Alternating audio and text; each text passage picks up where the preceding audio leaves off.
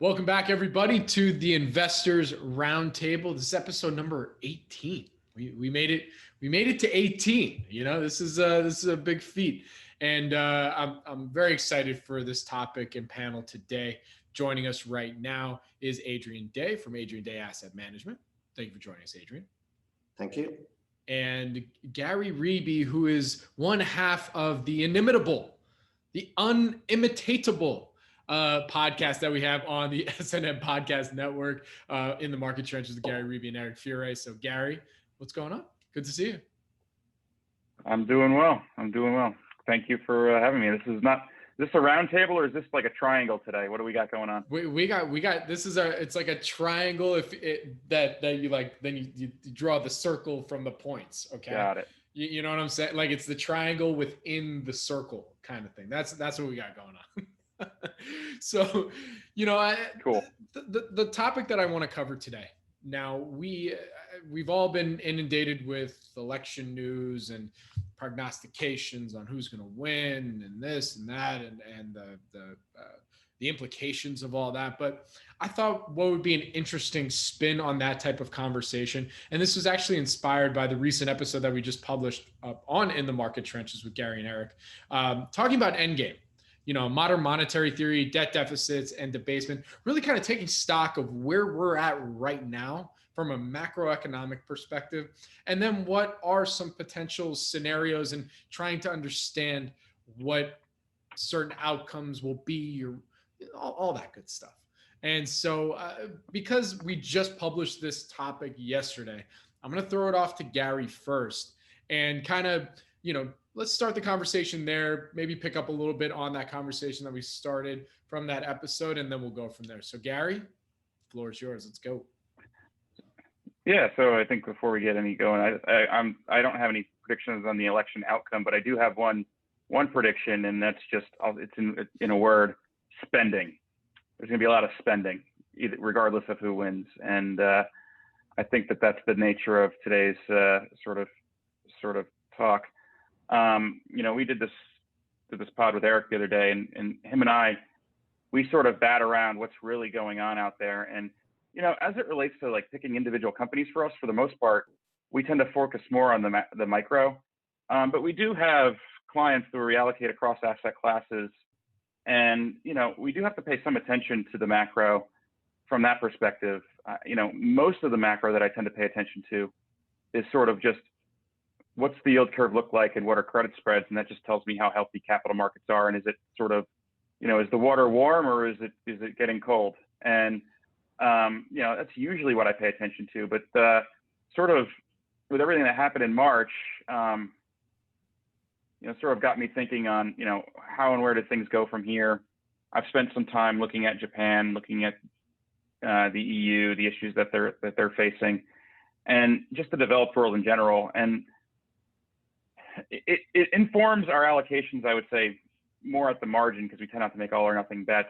But it does impact, some of these things will impact, you know, our attitudes towards investing in certain sectors in general. There's a bunch of cyclical sectors. There's banks, there's energy, there's insurance companies. Insurance companies, not so much cyclical in the sense that they're tied to rates, I suppose. But like, you know, what's our attitude towards those types of things? But sort of, you know, it all sort of ties together. And, you know, sort of, as we started handling the COVID pandemic, I guess what I'd say is there seemed to be an acceleration in certain trends, at least as it relates to how things are dealt with from a central bank point of view, and then from a fiscal point of view. And, you know, it's one of those things that Eric and I, we sit around talking about, we can't shut up about. That probably doesn't inform our stock picking too much, but, you know, I'm a big believer that these battles are won and lost before they're fought. And so we need to think about it and think deeply about it and try really hard to have an insight or two. And so that's sort of how we started thinking about these things. And then I would say, you know, sort of in our view, we think we're sort of careening towards something, but it's really hard for us to determine, you know, where things go, you know, once we've sort of gotten there. And so I'll kind of just stop there. and give Adrian a chance to opine, and maybe we can go back and forth on this, because if I understand it, you invest globally, so we tend to be a little bit more U.S. focused, but it should be an interesting conversation nonetheless. Adrian, dig right in. We got a lot of meat there. Let's do it. Yeah. Well, I think you know, the topic is the end game with regard to monetary policy, right? Specifically, and then obviously we're going to talk about a lot of other things. So maybe I'd like to just step back a little bit and see where we are. You know, in my view, the Federal Reserve and other central banks around the world, particularly Bank of Japan, particularly the European Central Bank, which are the big ones, they've really lost control, number one. Number two, I actually, and this sounds a bit extreme, I don't think they know what they're doing. Now, let me explain that. You know, for the last 35 years, whatever, since long-term capital blew up, if you remember, and Greenspan stepped in to save the hedge fund run by the smartest guys in the room, which was totally unnecessary. We had the Greenspan put, and that to me was the beginning of the disastrous road that we're on. Now, it really got obviously accelerated in 2008 rather, with the credit crisis, when the Fed and other central banks brought interest rates down to pretty much zero, and in much of the world to negative rates. Still, something like 30% of all government bonds are trading at negative yields. And I say to people, you know, you don't have to be a PhD economist. In fact, it probably helps if you are a PhD economist, because they're the only people that could understand the logic of a negative rate. Ordinary, everyday people know that you don't lend something to somebody with a guarantee that they're going to pay you less back. I mean, you just don't do it. And not only did they collapse interest rates to the lowest levels ever, and I mean ever. You know, if you look at Sidney Homer's book on the history of interest rates, we can go back 6,000 years of interest rates. Rates have never been at this lower level before. And of course, they ballooned the central bank balance sheets, in other words, created money. So in the US, it's now sevenfold what it was. A lot of people would say, well, that was necessary at the time. We had a credit crisis. I actually disagree with that. I think if they'd left it alone, we'd have had a sharper recession, but a shorter recession. But be that as it may, the huge mistake that the Fed made was not normalizing sooner. And Ben Bernanke, the Fed chair at the time, in 2004, said we're going to normalize interest rates and the balance sheet. And it was actually 3.5 years before they took their first tentative steps towards raising rates and reducing the balance sheet. And when the stock market had a hissy fit, the Fed capitulated. That was a huge mistake, because it told the stock market, we're in control, you're not. And of course, you know, we know what's happened in the last 6 months, but there's and I'll stop in a second, I'm sorry. There's so much to say about this. We need some historical perspective. This is good. Yeah, a lot of people say, you know, COVID was unexpected. You know, the Congress had to do something in response to the shutdown, and the Fed had to do something. You know, COVID was totally unexpected. The thing that we've got to recognize, as I said, not only from 2008 onwards did the Fed keep interest rates low and expand the balance sheet, but the Fed credit was expanding from September 2019, a year ago, 6 months before COVID hit the US. And from September to January, before COVID hit the US, we had the fastest rate of growth in Fed credit ever. So the Fed was already expanding well before COVID came.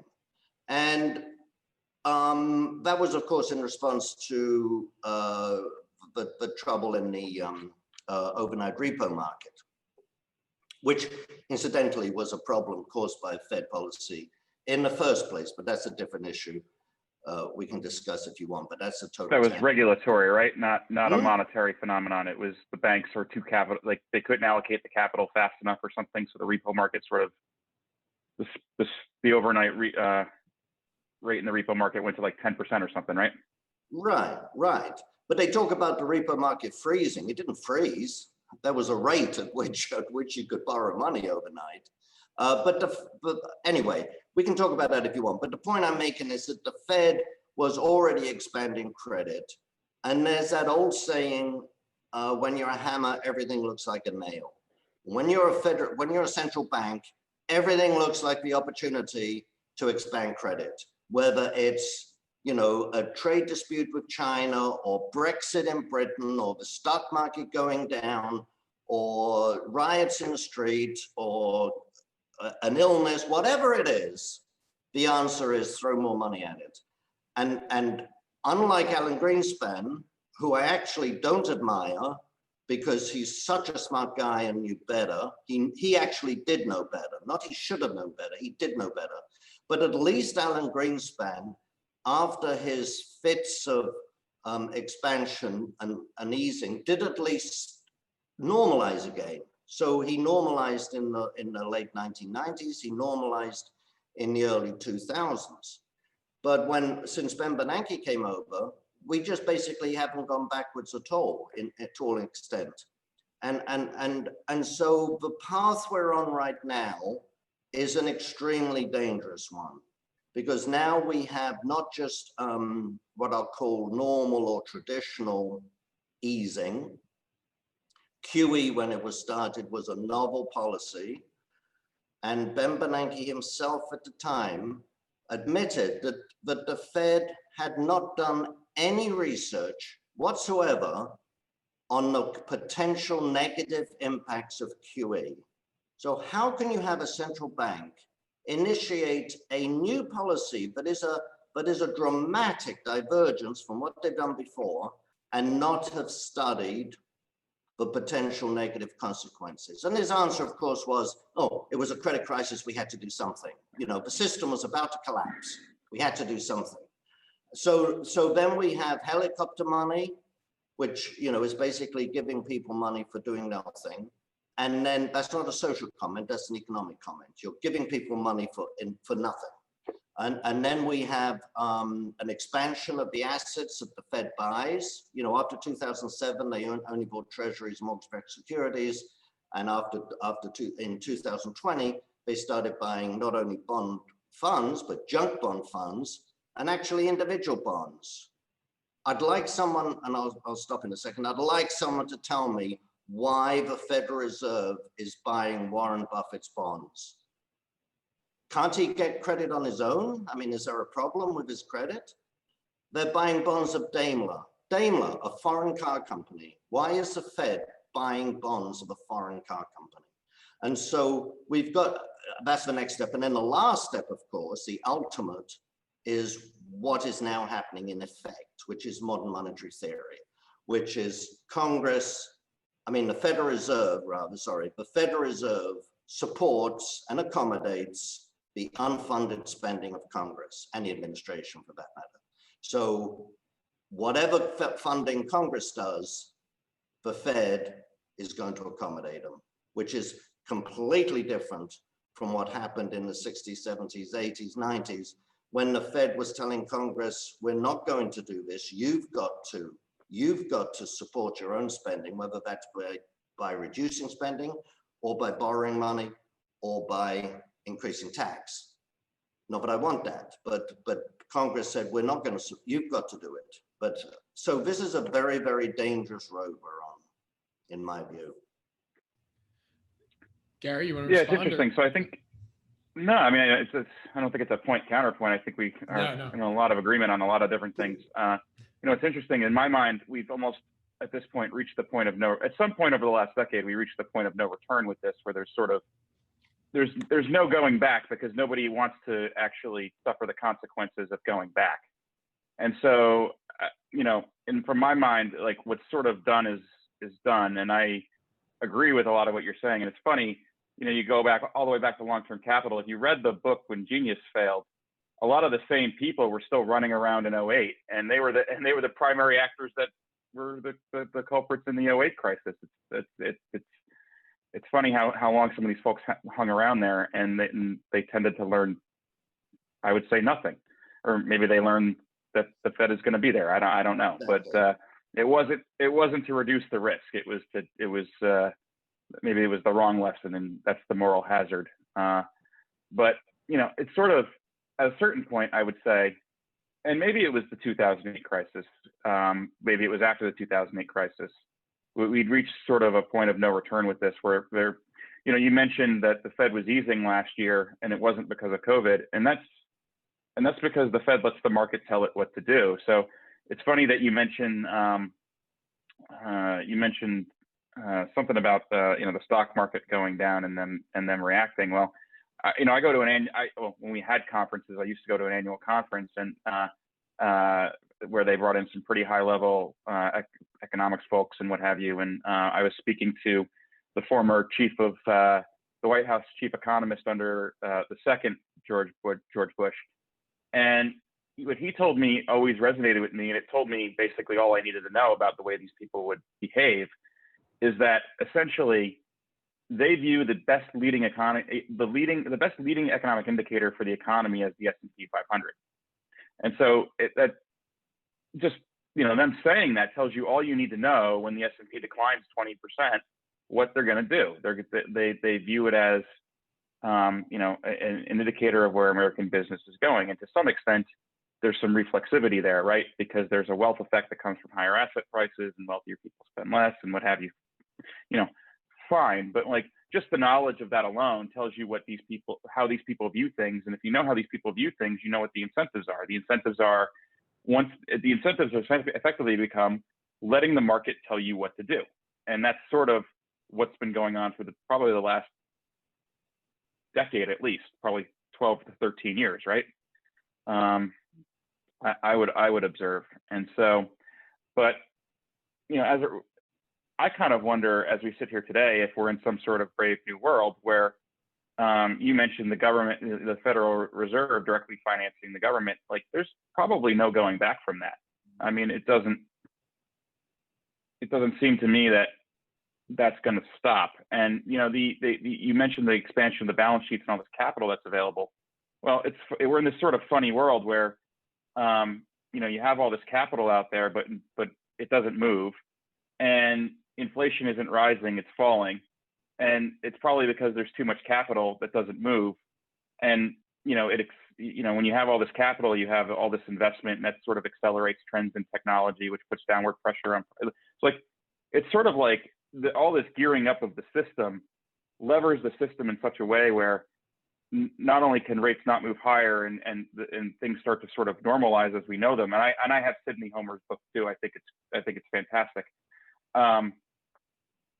It's actually the sheer amount of debt outstanding is in itself the hindrance from the rates going up, because that actually creates the conditions for the economy to contract and for prices to fall and for there to be a recession and for rates to move lower. And so, like, our view on this, to the extent that we have a macro view and express it in our portfolios, is that sort of it's a series of lower highs and lower lows in rates as this mechanical aspect is sort of the balance sheets have expanded, the debt has gone up, and the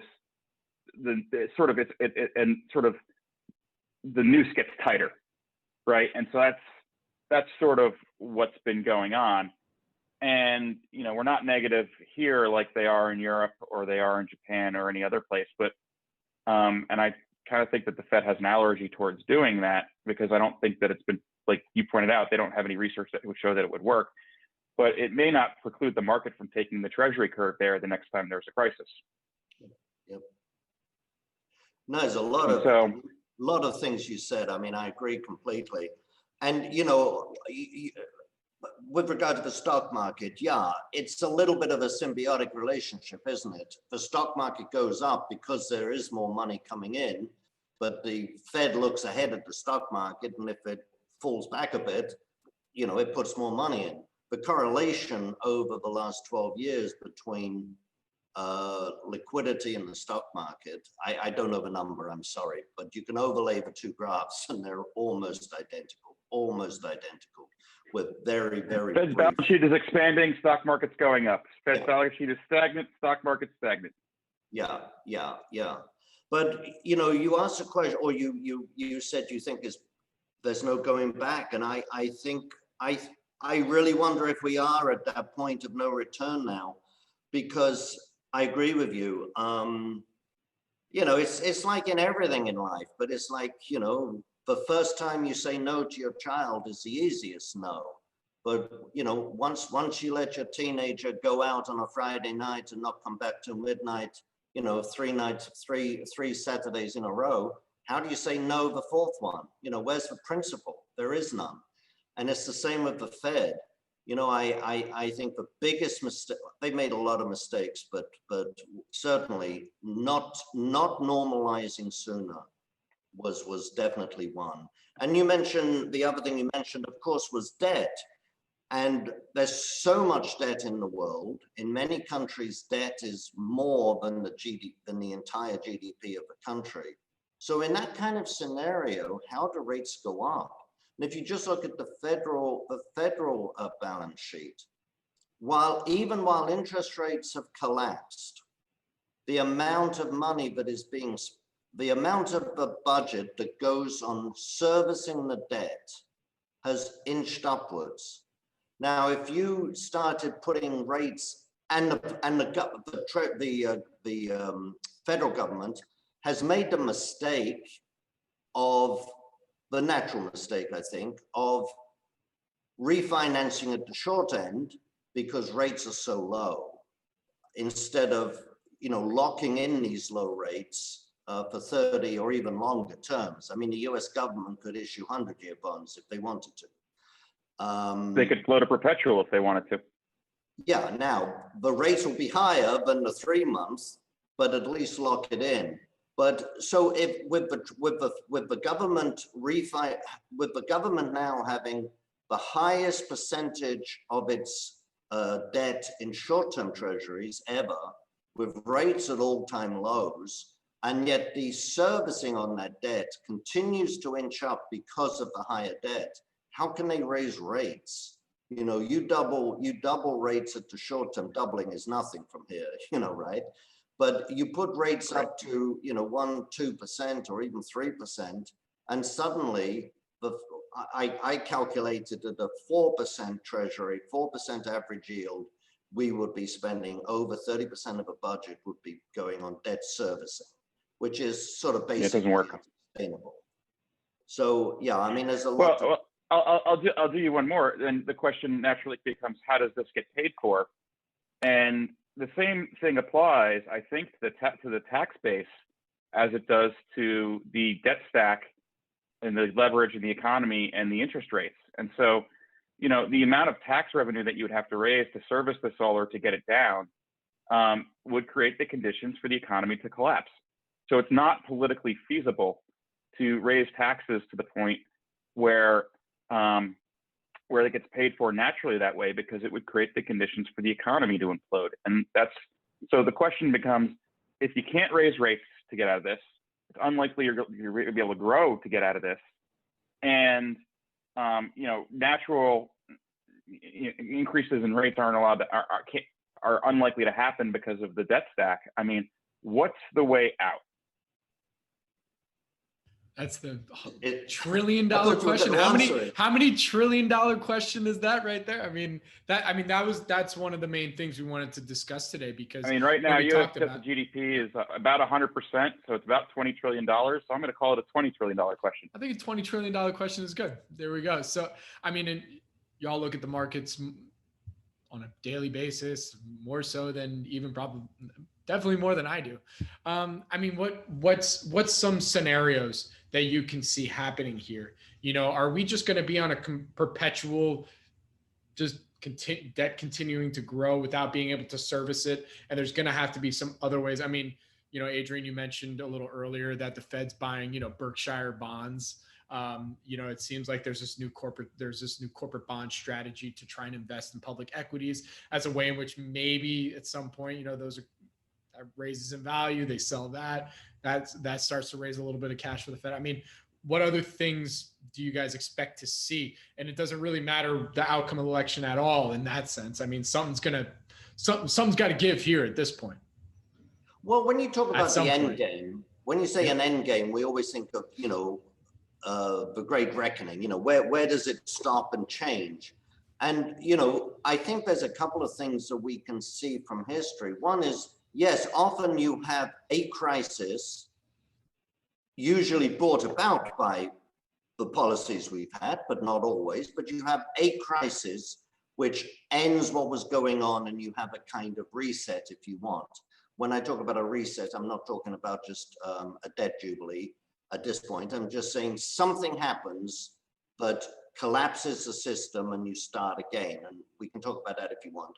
But the other thing that can happen, there's many examples in history, the entire period, but people who live in that country don't really appreciate, because it's not a sudden event, they don't always appreciate just how much things are deteriorating. Let me just give an example, if I may.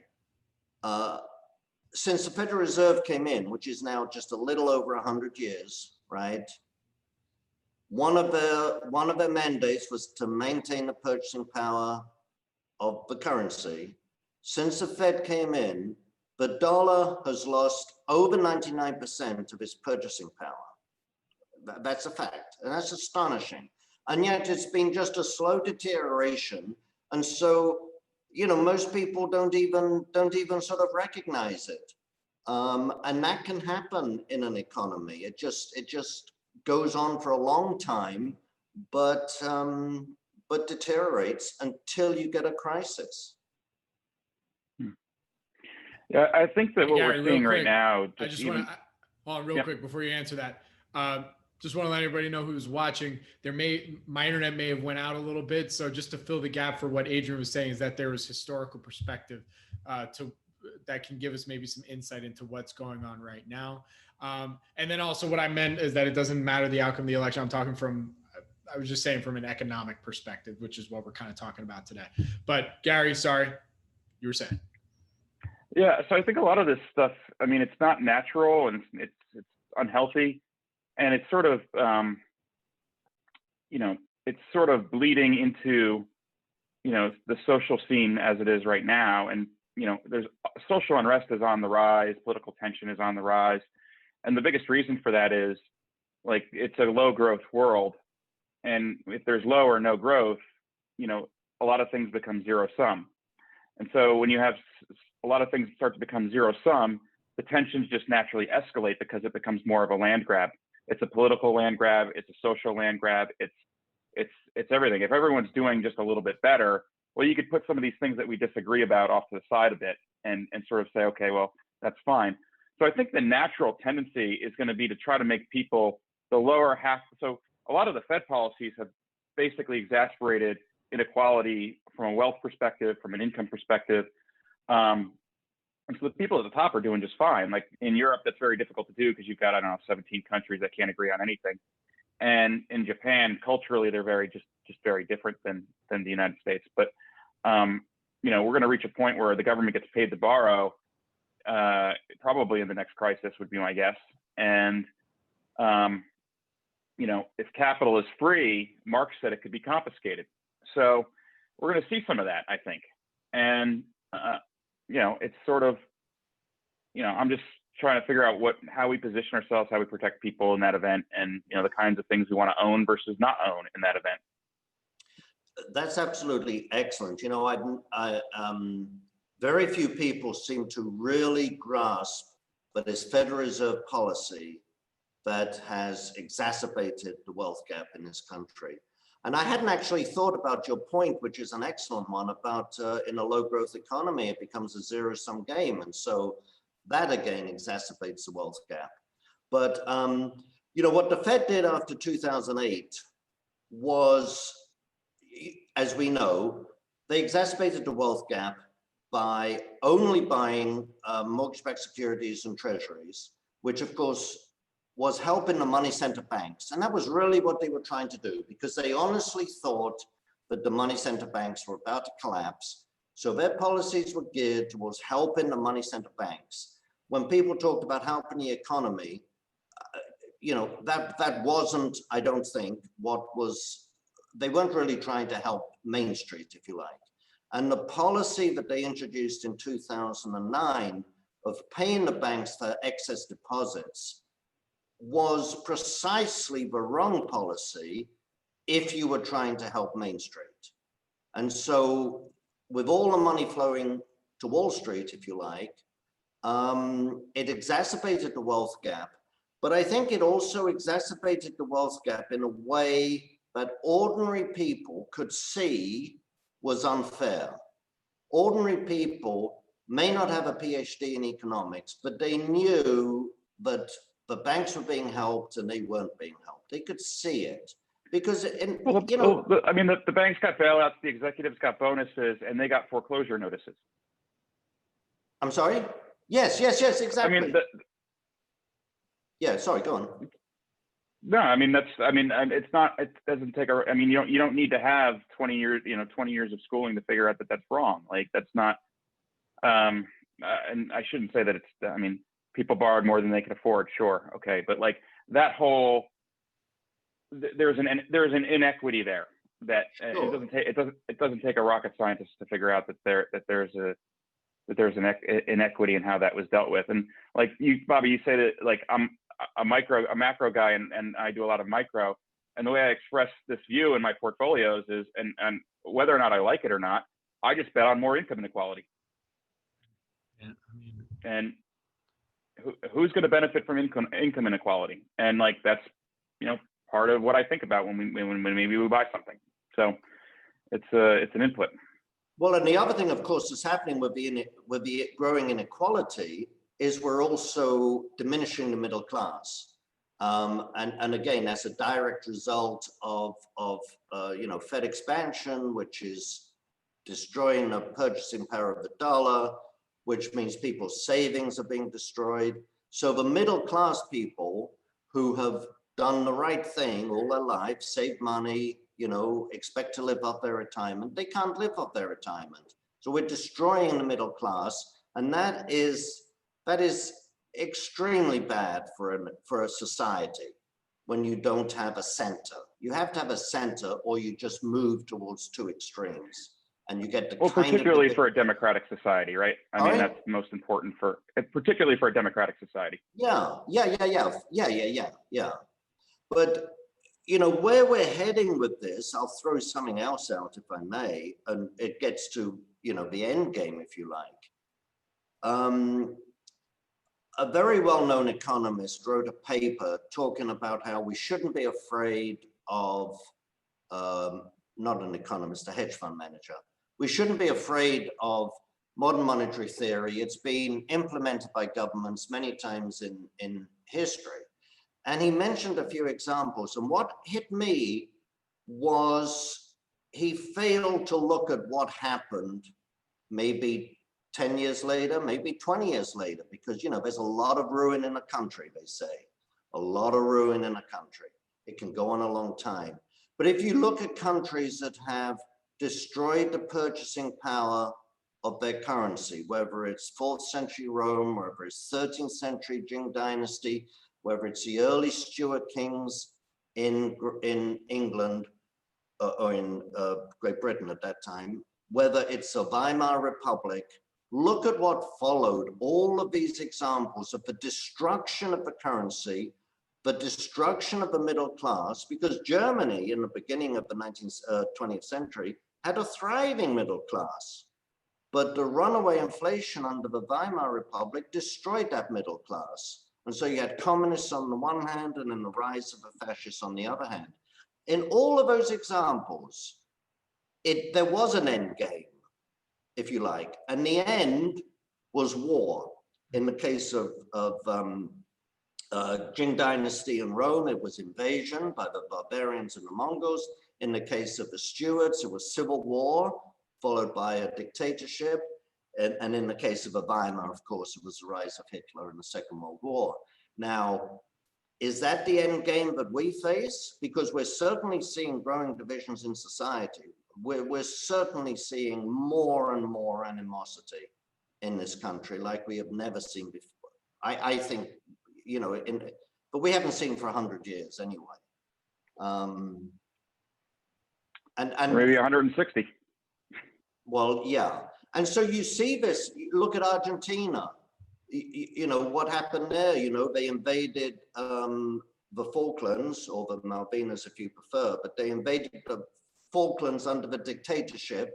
Their modern monetary theory ended in a dictatorship with the opposition being disappeared. I don't like using the word disappear in that sense, but anyway, with the opposition disappearing, and then they instigated a war to take people's attention off it. Look at Zimbabwe, same thing, where the currency utterly destroyed, and to take people's attention off that, they initiated what was essentially a civil war, a massacre of other tribes within the country. And so all these examples, they never end well. They never end well. Well, that's a little bleak. Yeah. I mean, I like let's say we know, you know, we have this historical perspective now, Adrian and Gary. So, I mean, what are some things that if you had to, you know, Gary, we talk about tinfoil hats, right? You know, if we had to have some tinfoil hats on, you know, what are some ways in which where, you know, Gary, you don't have to use rising inequality as a potential input, and we start to see the middle class start to come back? I mean, what are some things where the path that we are on today, you know, is there a scenario and or end game where we can kind of get back somewhere near or close to that using kind of the chips that we have in the pot right now? Yeah, so I kind of wonder if the middle class exists in the wild. And so what I mean by that is it an endangered species, and sort of something that happened in sort of the industrial age was allowed some of that to happen, but you know, is it the kind of thing that should naturally exist in the wild? And this is going to sound like a heartless thing to say, but like, you know, wages for unskilled labor should trend towards a subsistence level. They just should. And so I don't know if we can necessarily count on business to provide a living wage. And so I wonder if this MMT is going to morph into a social program that's financed by the Fed. And I think that that's entirely possible.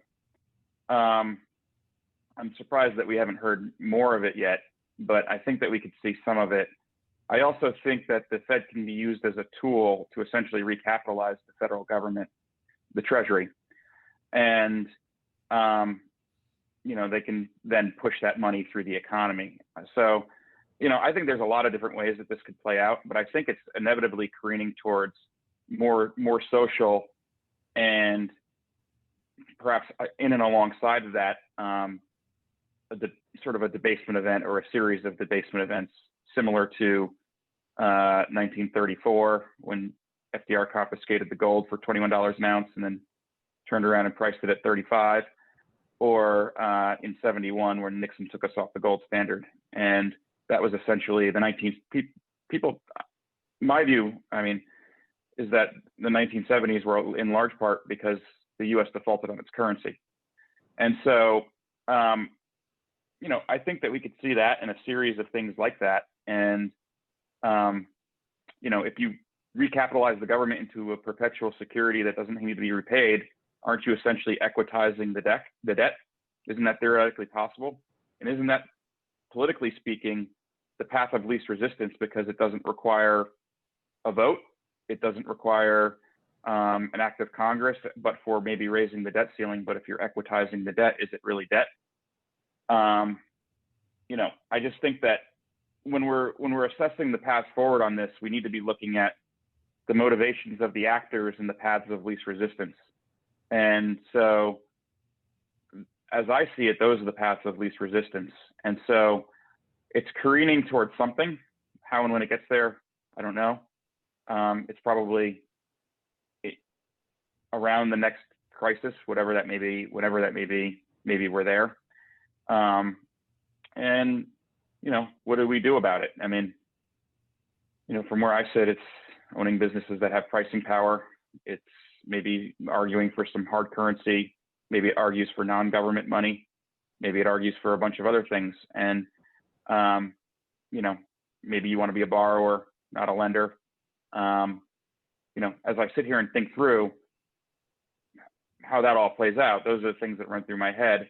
And, it may not necessarily be that the U.S. is the only country doing this. Maybe it happens in a coordinated fashion with the EU and with the Bank of Japan and Swiss National Bank. Like, these banks coordinate with one another. They collude.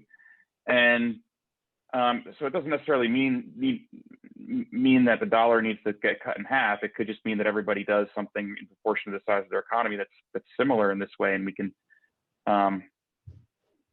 sort of avoid some of the unrest. I don't know, but it seems to me that we're on the road to somewhere right now, and if you're not thinking about it, you're going to be surprised when we get there. Well, no, I agree, and I think there's a lot of things that are being actively thought about and discussed. And as often happens, you get sort of trial balloons. I was going to say balloons run up the flagpole, but that's mixing the metaphors. But you get trial balloons, you get academic papers, you get a hearing in Congress, you get, Right. op-ed articles and so on, just to sort of gauge for response, I think. Not to see if anyone has a rational argument against what you're doing, but just to gauge for political response. So the two next things that I see coming, well, three really. One is I see a continuation of, we'll call it the MMT theory of the Fed just supporting unfunded spending. We're going to see more and more of that. And a lot of people are talking about universal basic income. We're going to see some form of that. Gosh, if the poor people are upset, let's just throw some money at them, and maybe that'll keep them quiet. And for anyone listening, that was sarcasm. Please don't hurl abuse at me. That was sarcasm. I don't think that'll keep them quiet, because there's no dignity in that. Sorry? Absolutely, of course. Of course not. I mean, people don't like being left out. They don't like to feel that however hard they try, they're out of the system. They're just left out. They don't like that. And, throwing extra money at them, yeah, you'll take the money, but there's, as you say, there's no dignity. I think the second thing we're going to see is what we might call continual stimulus, and they're talking about this again in Congress and some of the Fed, talking about just, look, they say 2008, we started QE and the economy grew, didn't it? Until COVID came along. That wasn't our fault. And we didn't have inflation. So maybe stimulus is a good thing. There's no consequence. Of course, from 2007 to 2016 was the slowest recovery in US history, but let's forget about that. We had an economic recovery, no inflation. Let's just have continual stimulus. So we're going to see that. And the third thing we're going to see is some form of debt jubilee. And we're already beginning to see that. It's almost a slam dunk that they're going to forgive student debt, for example. A lot of debt. Are the debt forgiveness of people in New York City who are in apartments and have debt forgiveness, who don't have to pay their rent for the time being, are we suddenly going to say to them, okay, you now own 9 months rent, pay up? The restaurants that have been closed down for 6 months and then allowed to open for carry out only, and then allowed to open only at 25% capacity. yeah, the landlord said, don't worry about this month, don't worry about that month. But at some point, he wants the rent paid, doesn't he? If he can, he's going to try. So I think we're going to get some form of all three: universal basic income, debt forgiveness, and continual stimulus. And all of that. Yeah, and I might just add, I going. might just add that I would think that at some point they're going to recapitalize the states. And that as well. No, absolutely. And all of that keeps it going, but in the background, the standard of living is slowly deteriorating. Certainly against what it could be, or should be, or would be. Yeah. Well, Adrian, let's play a little game here, right? Like, we sometimes like to play games here on the Investors Roundtable. So let's say you were calling the shots. Let's say, Powell resigned and we nominated Adrian and Gary Ribe to run the Fed. Now, if you had to be in that position and you have the deck that you have right now, what move are you making? How do you get away from what, some historical perspectives that have happened out there? Who's going first? First thing I'd do I'll let you. Not me. I'll let you go first, because I'd do what William Buckley did. I'd demand a recount. I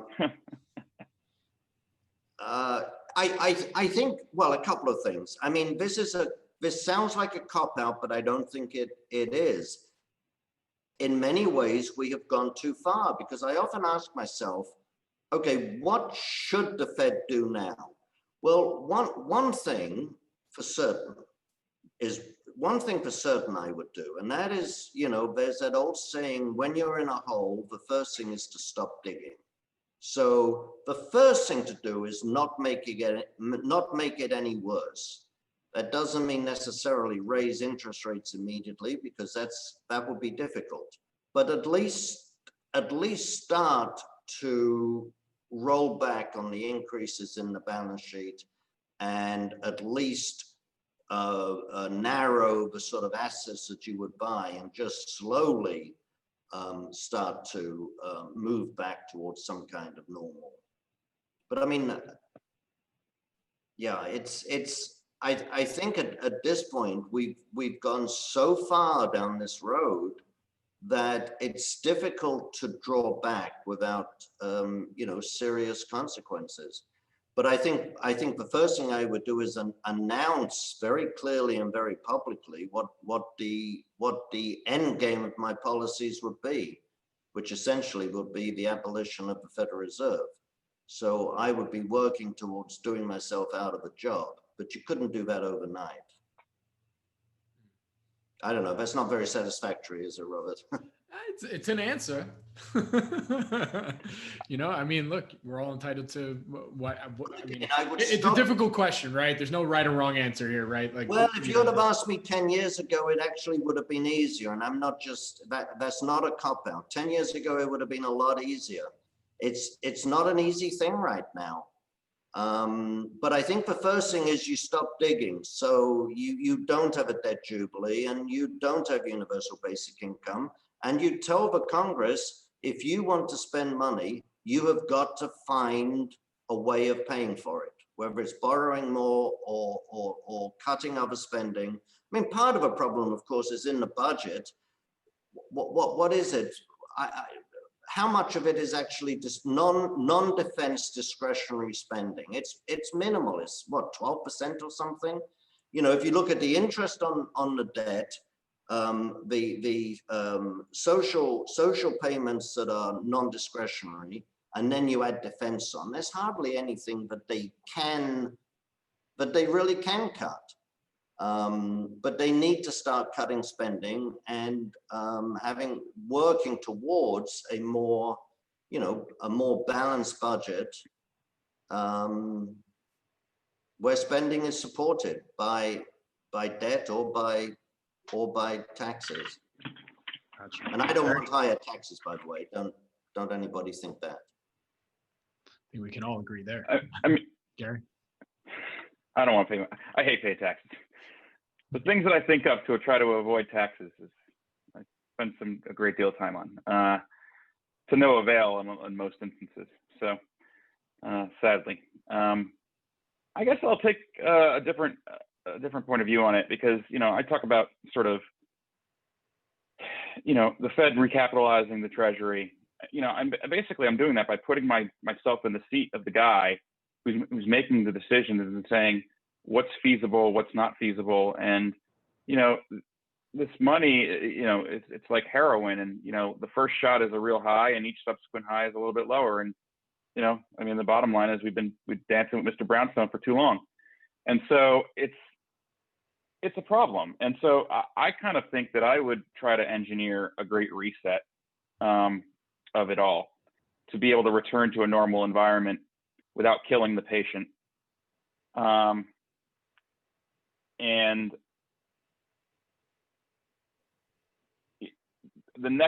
when the government gets paid to borrow, or if and when the government gets paid to borrow, I would offer to recapitalize the Treasury, the entire debt stack, with a perpetual, and hand it to them. And that would be a normalizing event. It would be a perverse thing, but it would be a normal. Then you could at that point push that through the economy, and you could sort of start to normalize things from an inflationary perspective and all of these other things that these people want. And from my point of view, we've sort of reached the point of no return. So like, there's no going back to what the old normal was, in my view. So we sort of try to fight it, I think, is a losing battle.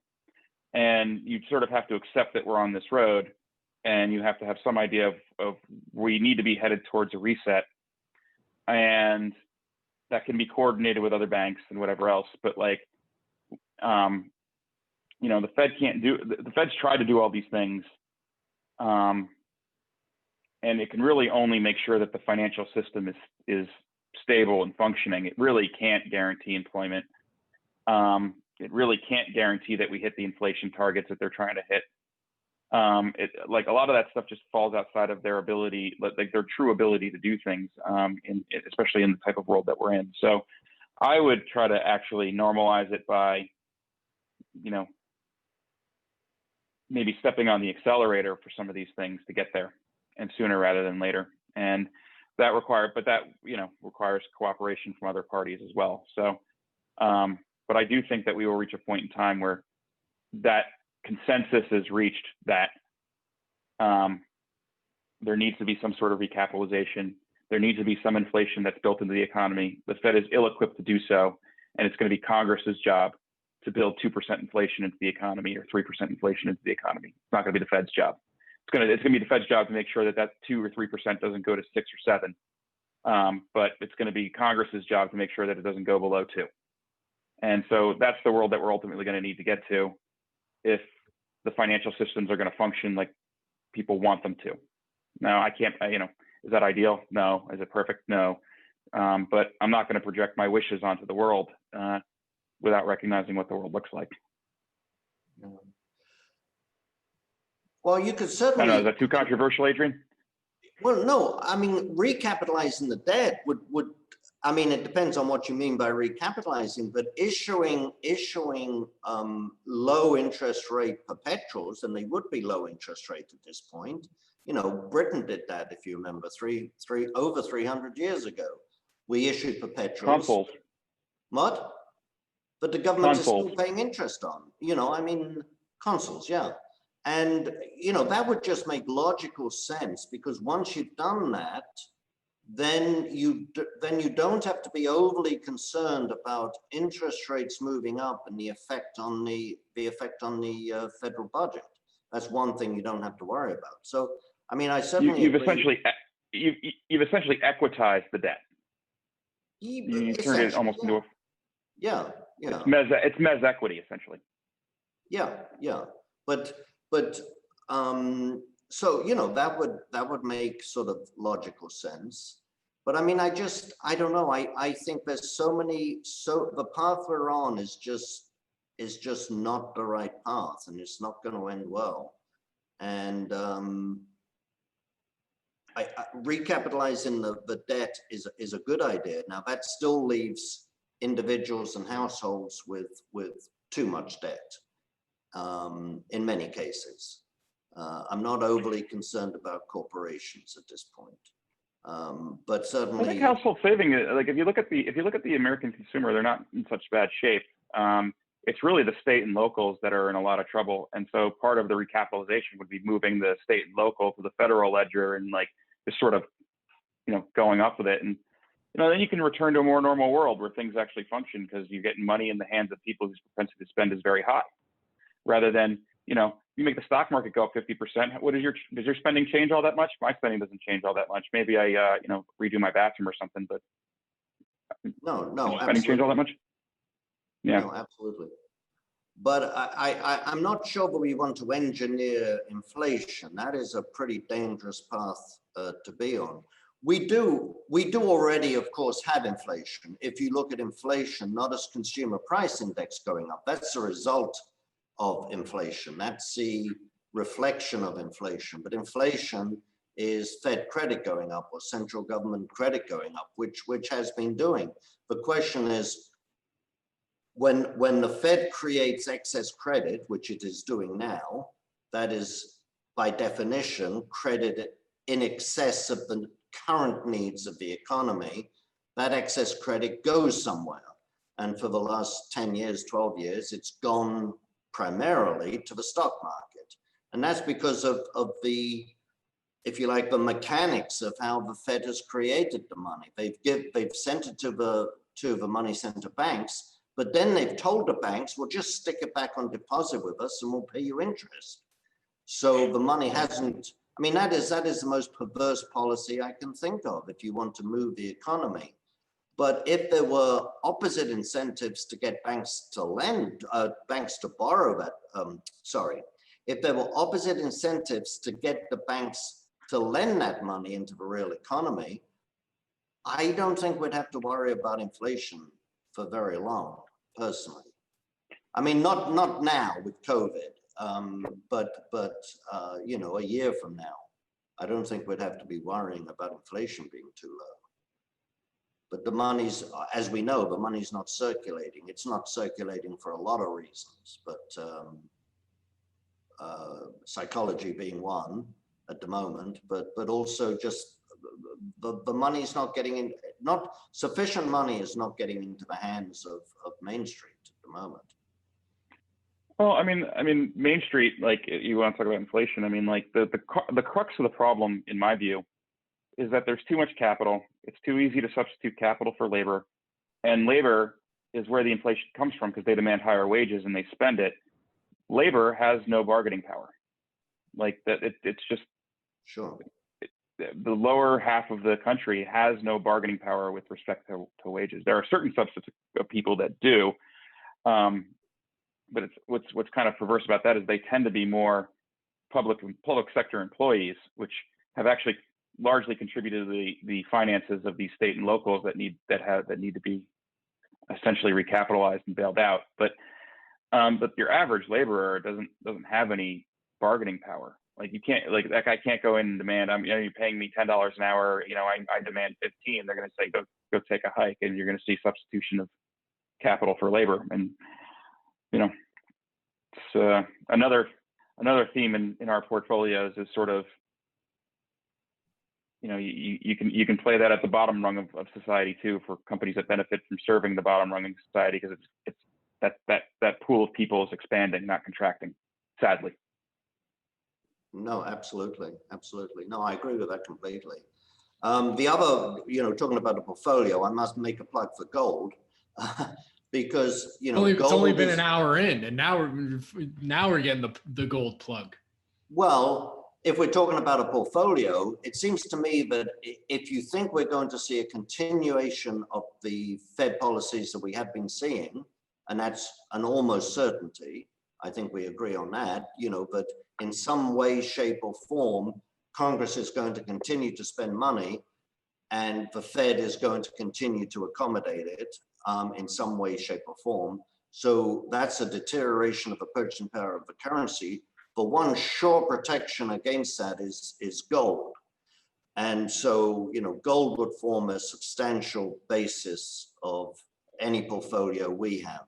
We also do gold stocks, but you have to really know what you're doing with the gold stocks, because there's a sort of misconception that if gold goes up, well, the gold stocks, my gold stock will necessarily go up. And of course, that's not necessarily true.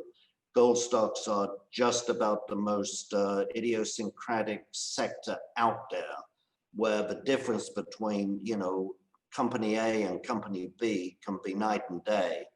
So you need to pay attention and know what you're doing. But certainly gold itself and some of the really high quality, low risk gold companies, like some of the big royalty companies like Franco-Nevada, for example, would form the basis of any portfolio.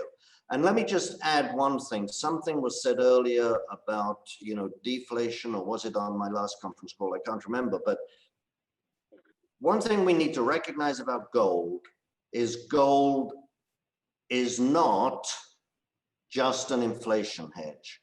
People think gold is an inflation hedge, and if we don't have inflation, gold's not really going to move much. If you look throughout history, there was a really wonderful piece of research by, he's dead now, but a guy called Professor Roy Jastram. The book is called The Golden Constant. And in it, he looked at annual prices of gold and annual cost of living. He went all the way back to the early 13th century. That is the early 1200s, when the Magna Carta was signed. And the records are pretty darn good. And then he also had a chapter on from Rome to the 12th century, which was a lot of conjecture, a lot of missing pieces. But from the early 1200s, the actual annual cost of living statistics are pretty darn good. He used England from 1200 to 1815 or something, and then he used America for the last two centuries. And what you find is that gold actually performs better in terms of protecting purchasing power during periods of a deflation than periods of inflation, which is counterintuitive to a lot of people. Because obviously in an inflation, the price goes up on a nominal basis. But in terms of purchasing power, it actually protected purchasing power better during periods of deflation and periods of inflation. So, we shouldn't be, as gold investors, you don't want to be worried about that. The other staggering... Is that because the policy prescription for deflation is helicopter money? Is that... No, I don't think so. You mean helicopter money leads to deflation? No. The policy prescription to fight deflation is helicopter money, and thus. Absolutely, 100%. Yeah, anything, helicopter money absolutely is inflationary. I mean, it hasn't been yet because it's happened during COVID. That's a problem. When spending patterns are distorted, when a lot of people don't have income, so you get a free check, and a lot of people have been, the statistics show this, a lot of people who get the free check have actually been using it to pay down their credit cards or something like that. That's because they're not getting normal income at the same time. But if you had anything like helicopter money or universal basic income in a normal economy, you would find that the majority of that money would be spent, which would lead to inflation. Yeah. I'm sorry, I took you off track with my question. No, that's fine. I think I've probably gone on long enough. But I mean, the real point, well, the other point that was fascinating, he actually had a chart as well, 800-year chart or 800-year chart of the purchasing power of money. And apart from the period since the 1970s, the variance, this might sound as though it's not so low, but the variance from absolute high to absolute low has been only 100%. But 100% sounds like quite a lot. You bought gold in 1620 and sold it in 1921 and you lost 50% of your money. That sounds like a lot. There's no other currency in the world that has that kind of track record. And I'm picking the extreme high and the extreme low. So 100% variance is pretty darn good over 800 years as a track record. Anyway, but I think gold does belong in a portfolio at this point, without question. What do you think it primarily trades on? Because I've looked at this and tried to figure this out. Is it fear? Is it prospects of future more helicopter money? Is it, like in March, it sort of did very poorly because it was a wholesale liquidation and maybe it was the only thing that people could sell easily. But like, have you seen any good research on that? I was just out of curiosity. Yeah. The thing that gold really correlates best with is global liquidity. Global liquidity, because gold, of course, is a global currency. So when you have an increase in global liquidity, the price of gold goes up. And it's been extremely clear for many decades that is the closest parallel. And when the Fed did start to sort of ease or pull back on that balance sheet by not rolling over bonds that had matured, and so you had a slight decline in the balance sheet. Gold, that was in 2000. What was that? 2017. Gold started to come back a little bit. So global liquidity is number one, without a shadow of doubt. And that, of course, leads to things like a negative real rate of interest and decline in the dollar and so on. But those are not the main drivers of gold. Those are consequences of global liquidity. I think and you raised a point about March. Yeah, absolutely. Anytime you have a sudden liquidity event, we saw it in August, September of 2008. We saw it in 1987 with the market crash. We saw it in March this year. Anytime you have a short, sharp break in assets based on liquidity, gold sells off. And that's, as you said, that's natural. People get margin calls. They look for something to sell, and gold always has a bid. If the price of gold is 1905.45, and I ask to sell my gold, I'll get 1907.45 less whatever commission it is. It's not like in a panic liquidation where some stocks go no bid, or there's that old saying, I want to sell 1 million shares of IBM. Okay, we'll give you $58, but my computer says $67. Okay, sell it to your computer. So you sell what you can sell, right? So I think it sounds a bit odd to say it, but I think gold performed its function very well as a source of liquidity when people actually sold it in a panic. We've seen a pullback now, and I think a lot of that, frankly, is people going to cash ahead of the election. People are nervous. They don't know which way things are going. And, there's definitely been a bit of a drive to just go to cash in the last few months. I think also gold ran up so much from March to the end of July, much further than it probably, quote, should have, which is not a word I like to use with regard to markets, because markets shouldn't do anything. But it ran up, the gold ran up, over 30% from March to the end of July. It didn't have any kind of pullback at all in that period. So I think it was well overdue for a pullback. And when markets go longer than they, quote, should without a correction or a pullback, the eventual pullback tends to last a little bit longer than it otherwise would. And so gold has been in a kind of sideways action since August, really. I think after the election, things will change. Yeah, I don't know how. Is your investor base retail, institutional, some combination of the two?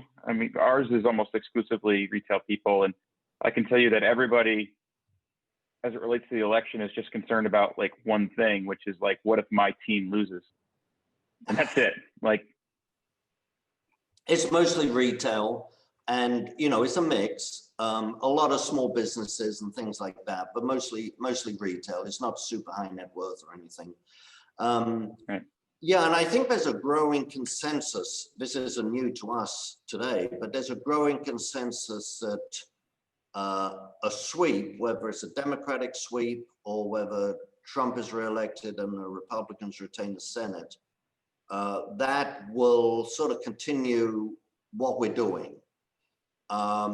It might shift the priority, not it might, it will shift the priorities of spending, but the worst outcome people are looking at would be a deadlock, and the most likely deadlock would be the Republicans retain the Senate and Biden becomes president, because then the Republicans will suddenly rediscover fiscal rectitude and will not go along with all of the spending plans. So that will be it's happening now. I mean, watch how fast Mitch McConnell becomes a deficit hawk. It's beginning to happen now. It's beginning to happen now. But I think it is, yeah. But I think part of that, frankly, is because these talks about the third stimulus, you know, when it was $1 trillion, okay, we'll go along with that. Okay, let's do it. No, that's not good enough. We want, $2 trillion.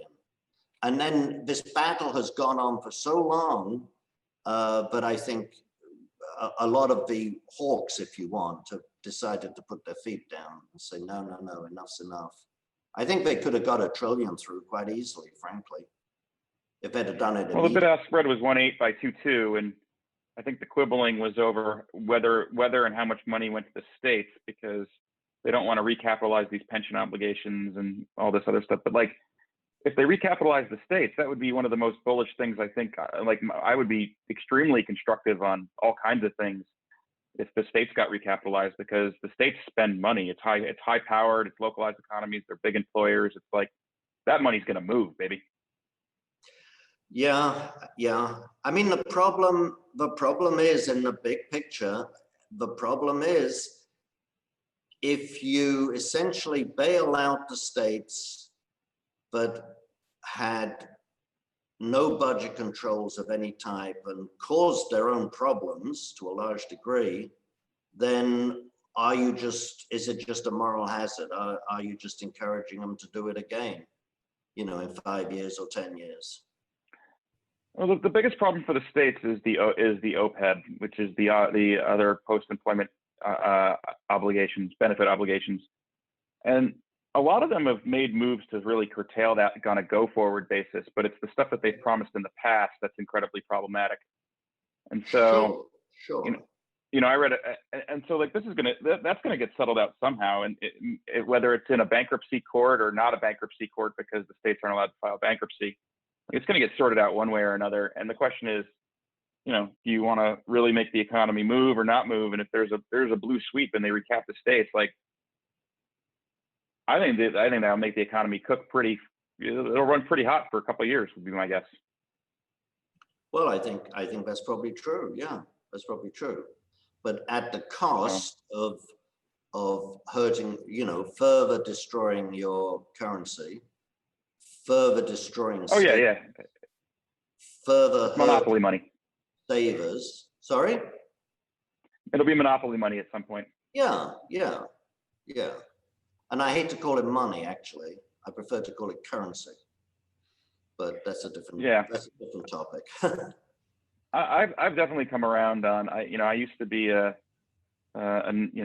gold is just a shiny yellow rock kind of guy, and even with like Bitcoin is like, it's just what criminals transact in. And sort of, I've come around to the idea of non-government money, whatever form that might take, as being something that might be emerging as an even more and more important thing. I agree with that completely. But the big difficulty with that is what control or potential control does the government have over any form of alternative currency? Because an alternative, a non-government currency isn't much good. The government can shut it down whenever they want to, right? Or hurt people whenever they want to. all IRS. The most likely form. Sorry? I said I think the most likely form of action, if they were going to do that, would be to go after the various choke points in the system for, because money has to enter or leave a digital environment somehow, right? Like in order to actually do that. No, absolutely. And they could do that quite easily if they wanted to.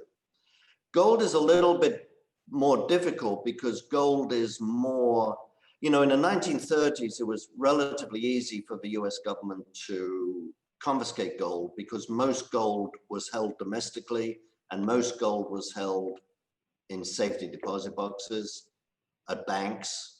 So it was relatively easy to enforce those rules. I think it would be a lot more difficult to enforce today, a confiscation of gold. It's certainly not on the horizon because, the Fed and other authorities don't really regard gold as money. So there's no particular incentive for them to be concerned about what's happening to gold. But, at some point, dollar goes down and gold continues to go up. I think they'll begin to, focus on it a little bit more. But I don't see a confiscation at this point, frankly. So I'm not concerned about that. All right, guys. No, I mean, yeah.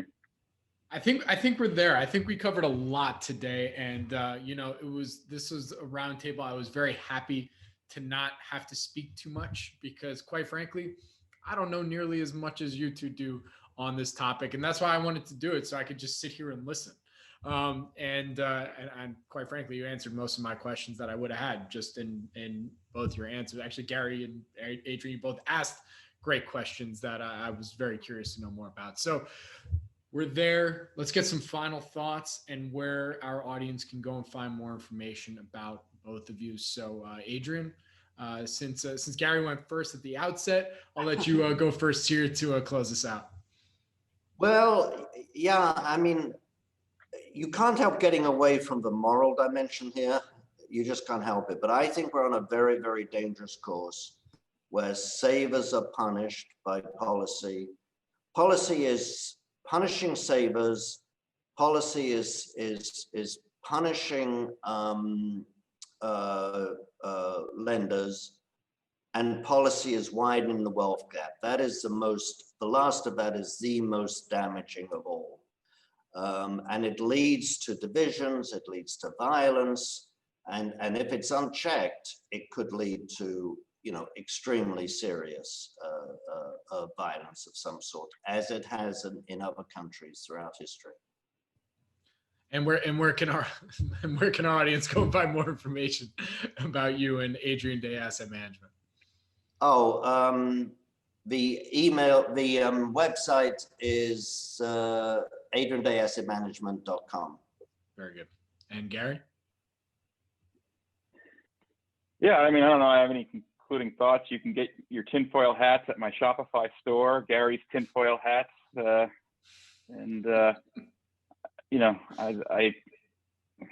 is one I spent some time just chewing on and trying to figure out what to do. So we spent a lot of time talking about those things, and if anyone has any thoughts on what to do about them, I'd love to hear those. So you can find me. My RA is accretivewealthpartners.com. So our Accretive Wealth Partners, we have a website, accretivewealthpartners.com.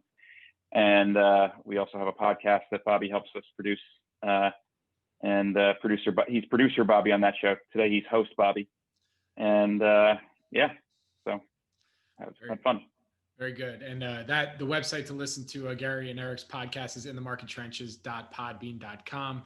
And you can listen to that wherever you get your podcasts, including on our YouTube channel at SNN, our SNN Network YouTube channel, which is youtube.com/SNNWire, which is where you can also watch the Investors Roundtable. Again, I'm your host, Robert Kraft. You can follow me on Twitter at Bobby K. Kraft, BOBBYKKRAFT. And gentlemen, this was great. Thank you so much for doing this. And I look forward to our next one. Thank you. Good meeting you, Gary. Nice to meet you, Adrian.